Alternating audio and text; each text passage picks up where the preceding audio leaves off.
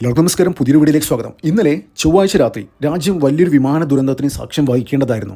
പക്ഷേ പൈലറ്റിൻ്റെ ബുദ്ധിപൂർവമായ ഇടപെടലുകൾ കാരണമാണ് തലനാരിഴക്ക് ആ ദുരന്തം ഒഴിവായത്. സംഭവം എന്താണെന്ന് വിശദമായി പറഞ്ഞുതരാം. അത് ചൊവ്വാഴ്ച രാത്രി കൊൽക്കത്തയിൽ നിന്ന് ചെന്നൈയിലേക്ക് പുറപ്പെട്ട ഇൻഡിഗോ 6C723 എന്ന് പറയുന്ന വിമാനം 11:40 ചെന്നൈയിൽ ലാൻഡ് ചെയ്യേണ്ടത്. അപ്പോൾ 12 മിനിറ്റ് മുന്നേ ഇത് പൈലറ്റ് ഐഡൻറ്റിഫൈ ചെയ്യുന്നു ഈ വിമാനത്തിൻ്റെ ലെഫ്റ്റ് എഞ്ചിൻ ഫെയിലറായി എന്ന്. അപ്പോൾ തന്നെ അദ്ദേഹം എയർ ട്രാഫിക് കൺട്രോൾ സിസ്റ്റമായി ബന്ധപ്പെടുന്നു, അവിടുത്തെ സെക്യൂരിറ്റി സിസ്റ്റമായി ബന്ധപ്പെടുന്നു. അപ്പോൾ എല്ലാവരും ആ സമയം 11:30 ചെന്നൈ എയർപോർട്ടിൽ എമർജൻസി പ്രഖ്യാപിക്കുന്നു. അപ്പോൾ എമർജൻസി പ്രഖ്യാപിച്ചാൽ അവിടുത്തെ ഇപ്പോൾ പ്രവർത്തിച്ചുകൊണ്ടിരിക്കുന്ന എല്ലാ സിസ്റ്റം, അതായത് ഈ യൂസേഴ്സായിട്ട് പാസഞ്ചേഴ്സായിട്ട് ഇൻറ്ററാക്ട് ചെയ്യുന്ന സിസ്റ്റമൊക്കെ ടെമ്പററി ആയിട്ട് ഹോൾട്ട് ചെയ്യും. അതിനകത്തുള്ള എല്ലാ പാസഞ്ചേഴ്സിനെയും ഒഴിവാക്കും, പുറത്തേക്ക് മാറ്റി നിർത്തും. അങ്ങനെ 10 മിനിറ്റ് വലിയൊരു ദുരന്തമുഖത്തായിരുന്നു കഴിഞ്ഞ ദിവസം ചെന്നൈ എയർപോർട്ടിൽ. പക്ഷേ പൈലറ്റിൻ്റെ ആ ആത്മനിയന്ത്രണം കാരണം, ആ ഒരു ധൈര്യം കാരണമാണ് വലിയൊരു ദുരന്തം ഒഴിവായത്. അപ്പോൾ എന്തുകൊണ്ടായിരിക്കാം ഇങ്ങനെ ബാക്ക് ടു ബാക്ക് ആയിട്ട് ഇങ്ങനെ ഇന്ത്യയിലെ എയർപോർട്ടുകളിലും വിമാനങ്ങളിലൊക്കെ ഇങ്ങനെ പ്രശ്നങ്ങൾ ഉണ്ടാകുന്നത്? കഴിഞ്ഞ ദിവസം നമ്മൾ കണ്ടതാണ്.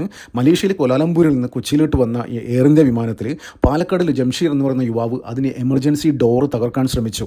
അപ്പോൾ പോലീസ് ചോദ്യം ചെയ്തപ്പോൾ എനിക്കിത് അപ്പോൾ മരിക്കാൻ തോന്നി, ഞാൻ അപ്പോൾ കൂടെയുള്ള ആൾക്കാരെയും കൂടെ കൂട്ടാൻ തോന്നി എന്നാണ് പറയുന്നത്. അതായത് സാധാരണ എന്തെങ്കിലും ഇങ്ങനെ വിഷയം ഉണ്ടാകുമ്പോൾ മാനസിക അസുഖം എന്ന് പറഞ്ഞിട്ട് പോലീസ് അതിനെ ലഘൂകരിക്കുകയാണ് ചെയ്യുക. പക്ഷേ ഈ വിഷയത്തിൽ പോലീസ് തന്നെ പറഞ്ഞിട്ടുണ്ടായിരുന്നു ഇയാൾക്ക് പ്രത്യക്ഷത്തിൽ മാനസിക അസുഖങ്ങളൊന്നും ഉണ്ടായില്ല എന്ന്. അപ്പോൾ ഇങ്ങനെ എന്തുകൊണ്ടായിരിക്കാം ഇങ്ങനെ ബാക്ക് ടു ബാക്ക്? നമ്മൾ കണ്ടു 2025 അഹമ്മദാബാദിൽ ഏകദേശം 241 പേരാണ് അന്ന് മരണപ്പെട്ടത്. അന്ന് ഒരാൾ മാത്രമാണ് സർവൈവ് ചെയ്തത്. അതായത് രമേഷ് കുമാർ വിശ്വാസ് എന്ന് പറയുന്ന ഒരേ ഒരാളാണ് സർവൈവ് ചെയ്തത്. അപ്പോൾ ഇന്നലെ ചെന്നൈയിൽ ലാൻഡ് ചെയ്ത ആ വിമാനത്തിലും, ഇൻഡിഗോ വിമാനത്തിലും 242 പാസഞ്ചേഴ്സ് ഉണ്ടായിരുന്നു. ഫുള്ളി ലോഡഡ് ആണ്. അപ്പോൾ വലിയൊരു അന്വേഷണം പ്രഖ്യാപിച്ചിരിക്കുകയാണ്. അപ്പോൾ നമ്മുടെ കേന്ദ്ര സർക്കാർ തന്നെ അതിൻ്റെ ഏവിയേഷൻ മിനിസ്ട്രിയിൽ അണ്ടറിലെ ഇവർ തന്നെ വലിയൊരു അന്വേഷണം പ്രഖ്യാപിച്ചിരിക്കുകയാണ്. എന്തുകൊണ്ടായിരിക്കാം ഇങ്ങനെ ബാക്ക് ടു ബാക്ക് ആയിട്ട് ഇങ്ങനെ ഫ്ലൈറ്റുമായി ബന്ധപ്പെട്ട പ്രശ്നങ്ങൾ, അതായത് ഓരോ ടെക്നിക്കൽ ബഗ്ഗുകൾ വരുന്നത് എന്ന് കേന്ദ്ര ഏവിയേഷൻ മിനിസ്ട്രി ഉടൻ തന്നെ വലിയൊരു അന്വേഷണം പ്രഖ്യാപിച്ചിട്ടുണ്ട്. നമ്മളിവിടെ നിന്നും കേരളത്തിലെ മാധ്യമങ്ങളൊന്നും അതിന് വലിയ രീതിയിൽ അതിന് വലിയ പ്രാധാന്യം കൊടുത്തില്ല. ഇങ്ങനൊരു സംഭവം നടന്ന കാര്യമേ മലയാളികൾ അറിയില്ല. അപ്പോൾ എന്ത് തന്നെയായാലും വലിയ രീതിയിലൊരു ഗൂഢാലോചന നമ്മുടെ ഇന്ത്യക്കകത്ത് തന്നെ ഉണ്ട് എന്നുള്ള കാര്യത്തിൽ ഒരു സംശയമില്ല. നമുക്കറിയാം നമ്മുടെ രാജ്യം വലിയ രീതിയിലുള്ള റിഫോംസിൻ്റെ ഇങ്ങനെ പോയിക്കൊണ്ടിരിക്കുകയാണ്. പാർലമെൻറ്റിലൊക്കെ FCR ബില്ലൊക്കെ ഇങ്ങനെ അതിൻ്റെ ഡിബേറ്റൊക്കെ നടന്നുകൊണ്ടിരിക്കുകയാണ്. അതായത് രാജ്യം സ്വാതന്ത്ര്യാനന്തര ഒരു ഇന്ത്യയിൽ സംഭവിക്കാൻ പോകുന്ന ഏറ്റവും വലിയൊരു റിഫോമാണ് ഈ FCR ബില്ല് എന്ന് പറയുന്നത്. അപ്പോൾ അതിനെ തടയിടാൻ വേണ്ടിയിട്ട് വലിയ രീതിയിൽ രാജ്യത്ത് അകത്തു നിന്നും രാജ്യത്തിൻ്റെ പുറത്തു നിന്നും വലിയ രീതിയിലുള്ള ഒരു ശത്രുക്കളുടെ അറ്റാക്ക് നടക്കുന്നത്. കഴിഞ്ഞ ദിവസം അമേരിക്കൻ സെനറ്റ് അംഗം, അതായത് നമ്മുടെ റിപ്പബ്ലിക്കൻ പാർട്ടിയുടെ ഡൊണാൾഡ് ട്രംപിൻ്റെ റൈറ്റ് ഹാൻഡ് തന്നെ പുള്ളി എന്താ പറഞ്ഞത്, ഈ FCR ബില്ല് ഇന്ത്യയിൽ നടപ്പിലാക്കി കഴിഞ്ഞു കഴിഞ്ഞാൽ അത് നമ്മൾ ഇന്ത്യയും അമേരിക്കയും ബന്ധത്തെ മൊത്തത്തിൽ ബാധിക്കുന്ന തരത്തിലാണ്. അത് നമ്മുടെ രാജ്യത്ത് ഒരു നിയമം പാസ്സാക്കുമ്പോൾ അത് എങ്ങനെയാണ് നമ്മുടെ ഡിപ്ലോമാറ്റിക് ആയിട്ടുള്ള റിലേഷനെ ബാധിക്കുക, അത് വലിയൊരു ചോദ്യം തന്നെയാണ്. അപ്പോൾ അദ്ദേഹം മറ്റൊരു കാര്യം കൂടി പറഞ്ഞിട്ടുണ്ടായിരുന്നു, ഇത് ക്രിസ്ത്യാനികൾക്കെതിരെയുള്ള ഒരു ആക്രമണമാണ്. അതായത് നമ്മൾ എന്താണ് ചെയ്യുന്നത്, ഒരാൾ ഫണ്ട് വരുന്നതും പുറത്തുനിന്ന് തടയുന്നില്ല, ഫണ്ടിന് കണക്ക് ചോദിക്കുന്നേ ഉള്ളൂ. നിങ്ങൾ ഫണ്ട് എവിടെ നിന്ന് വേണമെങ്കിലും കൊണ്ടുവന്നോ, പക്ഷേ കണക്ക് കാണിക്കണം, അത്ര മാത്രമേ പറയുന്നുള്ളൂ. അപ്പോൾ ഇത്തരത്തിൽ രാജ്യം വലിയൊരു റിഫോംസിൻ്റെ വക്കിൽ നിൽക്കുമ്പോൾ അതിനെ തടയിടാൻ വേണ്ടിയിട്ട് വലിയ രീതിയിലുള്ള, പ്രത്യേകിച്ച് അമേരിക്ക പോലുള്ള രാജ്യങ്ങളൊക്കെ വലിയ രീതിയിലുള്ള പ്രശ്നങ്ങൾ ഇവിടെ ഇന്ത്യയിൽ ഉണ്ടാക്കാൻ ശ്രമിക്കുന്നുണ്ട്. അതുമാത്രമല്ല ഇവിടുത്തെ ഈ ക്രിസ്ത്യൻ പാദ്രിമാരനെ, ഈ വെള്ളനൈറ്റിക്കാരനെ വലിയ രീതിയിലുള്ള പ്രശ്നങ്ങൾ എന്താ പറയേണ്ടത് ഓൾറെഡി ഉണ്ടാക്കിക്കൊണ്ടിരിക്കുകയാണ്.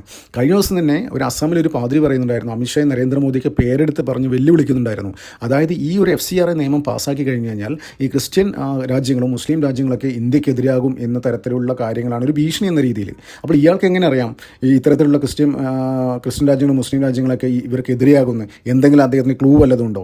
അപ്പോൾ രാജ്യം വലിയ രീതിയിൽ ഇങ്ങനെ പോയിക്കൊണ്ടിരിക്കുമ്പോൾ ഇവിടെ വലിയൊരു അരക്ഷിതാവസ്ഥ ഉണ്ടാക്കണമെന്ന് ഈ പാശ്ചാത്യ ശക്തികളുടെ ഒരു ആഗ്രഹമാണ്. പ്രത്യേകിച്ച് ഈ FCR ബില്ലിൻ്റെ ഒരു കോണ്ടക്സ്റ്റിൽ നമ്മൾ ആ ഒരു കോണ്ടക്സ്റ്റിൽ ചിന്തിക്കുകയാണെങ്കിൽ ഇതൊക്കെ എന്താ പറയേണ്ടത് ഒരു പ്രീ പ്ലാൻഡ് പരിപാടിയാണ്. ഇന്ത്യയിൽ വലിയ രീതിയിലുള്ള അരക്ഷിതാവസ്ഥ ഉണ്ടാക്കണം. പ്രത്യേകിച്ച് എന്താ പറയേണ്ടത് ഒരു വിമാന ദുരന്തമൊക്കെ ഉണ്ടായിക്കഴിഞ്ഞാൽ എന്താ സംഭവിക്കാൻ മതി. ഇപ്പോൾ നമുക്കറിയാം, ഇപ്പം പാർലമെൻറ്റിൽ FCR ബില്ല് ഡിബേറ്റ് നടന്നുകൊണ്ടിരിക്കുകയാണ്. അപ്പോൾ ഈ ബില്ല് പാസ്സാക്കി ഏത് നിമിഷവും പാസ്സാക്കും എന്നുള്ള ഘട്ടത്തിലാണ് ഇപ്പോൾ ഉള്ളത്. ഇപ്പോൾ ഇന്നലെ വരുന്ന വാർത്ത പ്രകാരം കേന്ദ്ര സർക്കാരിന് വേണമെങ്കിൽ ഈ ബില്ല് ഈസാക്കി പാസ്സാക്കാം. അതായത് ഇതൊരു പുതിയ ലോ അല്ല, ഇത് അമെൻമെൻറ്റ് ബില്ലാണ്. 1973 ഇൻട്രൊഡ്യൂസ് ചെയ്ത FCR ബില്ലിൽ കുറച്ച് കാര്യങ്ങൾ അമെൻഡ് ചെയ്യണം. അപ്പോൾ അമെൻഡ് ചെയ്യണമെങ്കിൽ എന്താ പറയേണ്ടത്, നമുക്ക് ഭരിക്കുന്ന പാർട്ടിക്ക് മെജോറിറ്റി മതി. ഭരിക്കുന്ന പാർട്ടിക്ക് മെജോറിറ്റി മതി. അപ്പോൾ ആ മെജോറിറ്റി ഇത് വെച്ചിട്ട് ശരിക്കും ഈസി ആയിട്ട് ബില്ല് പാസ്സാക്കാം. പക്ഷേ BJP എന്നിട്ട് ഇപ്പോൾ പറയുന്നുണ്ട്, പുറത്തു വരുന്ന വാർത്ത പ്രകാരം JPCക്ക് വിടുമെന്നാണ്. അപ്പോൾ പാർലമെൻറ്റിൽ ഇതിൻ്റെ ഒരു ഡിബേറ്റൊക്കെ നടന്നുകൊണ്ടിരിക്കുമ്പോൾ ഈ ബില്ല് എങ്ങനെയെങ്കിലും തടയണോ, അങ്ങനെ ഇന്ത്യയിൽ വലിയ രീതിയിലൊരു കലാപം അങ്ങനെ എന്തെങ്കിലും ഉണ്ടാക്കി കഴിഞ്ഞു കഴിഞ്ഞാൽ ആ ബില്ല് തടയാൻ പറ്റും എന്നാണ് ഇവർ വിചാരിക്കുന്നത്. അപ്പോൾ നേരത്തെ പാറ്റ CJP ഉപയോഗിച്ചിട്ട് ഡൽഹിയിൽ കുറേ നാൾ വലിയ രീതിയിൽ പ്രശ്നങ്ങളുണ്ടാക്കി. പക്ഷേ ഡൽഹിയിൽ എന്താ പറയുക, കേന്ദ്ര സർക്കാർ ഉചിതമായ തീരുമാനം എടുത്തു. ധർമ്മേന്ദ്ര പ്രധാൻ രാജിവെച്ചതിന് ശേഷം ആ സമരം അങ്ങ് കെട്ടടങ്ങി. അപ്പോൾ തന്നെ കേന്ദ്ര ഇൻ്റലിജൻസിനൊക്കെ വലിയ രീതിയിലുള്ള വിവരങ്ങൾ ലഭിച്ചിരുന്നു. ഈ സമരത്തിലേക്ക് ജിഹാദി എലമെൻറ്റ്സ് വന്നിട്ടുണ്ട്, അത് വലിയ രീതിയിലുള്ള പ്രശ്നങ്ങളുണ്ടാക്കും.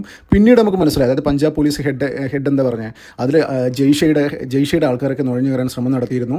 വലിയ രീതിയിലുള്ള ഒരു വലിയ ഒരു ഡാമേജ് അവിടെ ഉണ്ടാക്കാൻ വേണ്ടി അവർ ട്രൈ ചെയ്തിരുന്നു എന്നുള്ള വാർത്തയൊക്കെ വന്നിരുന്നു. അപ്പോൾ രാജ്യത്ത് ഇങ്ങനെ വലിയ രീതിയിൽ കലാപം ഉണ്ടാക്കി ഈ ബില്ല് എങ്ങനെയെങ്കിലും തടയണം. അത് പ്രതിപക്ഷ പാർട്ടികൾ ഉപയോഗിച്ചിട്ട് വിദേശ ശക്തികൾ തന്നെയാണ് ഫണ്ട് ചെയ്യുന്നത്. അപ്പോൾ ഇപ്പോൾ ഇങ്ങനൊരു പാർലമെൻറ്റ് ഡിബേറ്റ് നടക്കുമ്പോൾ ഈ ഒരു ഫ്ലൈറ്റ് ദുരന്തമൊക്കെ ഉണ്ടായി എന്താ സംഭവിച്ചു ഒന്ന് ആലോചിച്ച് നോക്കി നിങ്ങൾ. അതായത് ഈ ഫ്ലൈറ്റ് ദുരന്തം ഉണ്ടായി കഴിഞ്ഞാൽ അതിനകത്ത് ഒരാളും രക്ഷപ്പെടാൻ പോകുന്നില്ല. അപ്പോൾ വലിയ രീതിയിലുള്ള ദുഃഖാചരണം ഉണ്ടാവും. അതിൻ്റെ പേരിൽ കുറേ നാൾ ഇതിങ്ങനെ മാറ്റിവെക്കാം, ഈ FCRA ബിൽ ഡിബേറ്റ് മാറ്റിവെക്കാം.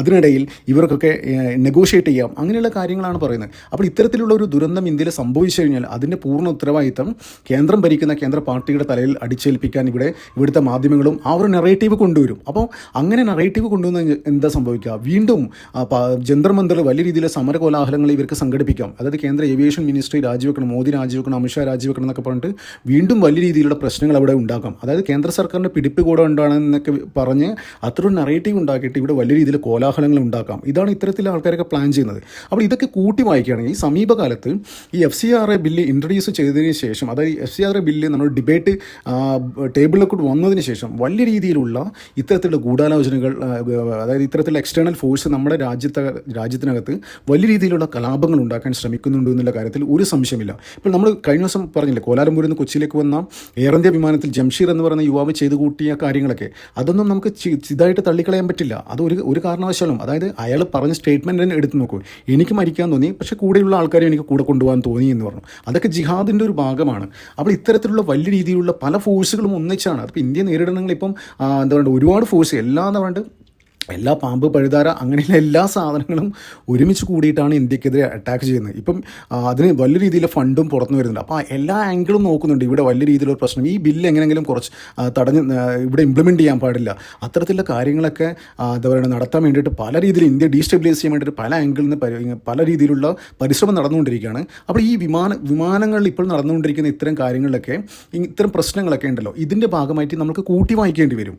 അതൊരു സംശയമില്ല. അതായത് വലിയ രീതിയിലുള്ള പ്രശ്നങ്ങൾ ഇന്ത്യക്ക് ഡീസ്റ്റെബിലൈസ് ചെയ്യാൻ വേണ്ടി പ്രശ്നങ്ങൾ ഉണ്ടാക്കാൻ വേണ്ടിയിട്ടും ഇത്തരം കാര്യങ്ങൾ എക്സ്റ്റേണൽ ഫോഴ്സ് ചെയ്യാനുള്ള സാധ്യത വളരെ കൂടുതലാണ്. അപ്പോൾ നമുക്കൊരു അഹമ്മദാബാദ് വിമാനം ദുരന്തം നടന്ന സമയത്താണ് ടർക്കിഷ് കണക്ഷൻ, അതായത് ഇന്ത്യയിലെ എയർപോർട്ടിലെ പല സംവിധാനങ്ങളും സിലേബി ഏവിയേഷൻ എന്ന് പറയുന്ന ടർക്കിഷ് കമ്പനിയാണ് പല കാര്യങ്ങളും ഗ്രൗണ്ട് സർവീസൊക്കെ ഹാൻഡിൽ ചെയ്യുന്നത്. അപ്പോൾ അന്ന് വലിയ വിവാദമായതിനു ശേഷമാണ് സിലേബി ഏവിയേഷനെയും ക്രൂഷ്യലായിട്ടുള്ള പല ആക്സസ്സുകളൊന്നും അവർ റെസ്ട്രിക്ട് ചെയ്ത് അവർ ഒഴിവാക്കി. ഇപ്പോഴും കുറച്ച് എയർപോർട്ടുകളിൽ ചെറിയ കാര്യങ്ങൾ അവർ ചെയ്യുന്നുണ്ട്, പക്ഷേ ക്രൂഷ്യലായിട്ടുള്ള ആക്സസ് അവർക്ക് ഡിസ്കണക്ട് ചെയ്തിരിക്കുകയാണ് കേന്ദ്ര സർക്കാർ. ഇപ്പോൾ ഈ 2026 ഏകദേശം നവംബർ ആകുമ്പോൾ സിലേബി ഏവിയേഷനെ പൂർണ്ണമായിട്ടും ഇന്ത്യയിൽ നിന്ന് ഒഴിവാക്കാൻ പോവുകയാണ്. അപ്പോൾ ഇത്തരത്തിൽ എന്തെങ്കിലും എക്സ്റ്റേണൽ ഫോഴ്സിൻ്റെ ആ ഒരു ഇത് കാരണമാണോ കൊൽക്കത്തയിൽ നിന്ന് ചെന്നൈയിലേക്ക് പുറപ്പെട്ട ഇൻഡിഗോ 6C723 എന്ന് പറയുന്ന വിമാനത്തിന് ഇങ്ങനെ പ്രശ്നം, എഞ്ചിൻ ഫെയിലിയർ ആവാനുള്ള കാരണം അത് ഏതെങ്കിലും എക്സ്റ്റേണൽ ഫോഴ്സ് ആണോ അതിന് പിന്നിൽ എന്ന് കേന്ദ്ര അന്വേഷണ ഏജൻസികൾ ഇപ്പോൾ അന്വേഷിച്ചുകൊണ്ടിരിക്കുകയാണ്. വരും ദിവസങ്ങളിൽ ഇതിൻ്റെ കൂടുതൽ വിശദാംശങ്ങൾ പുറത്തു വരും. നന്ദി, നമസ്കാരം. മറ്റൊരു വീഡിയോ കാണാം.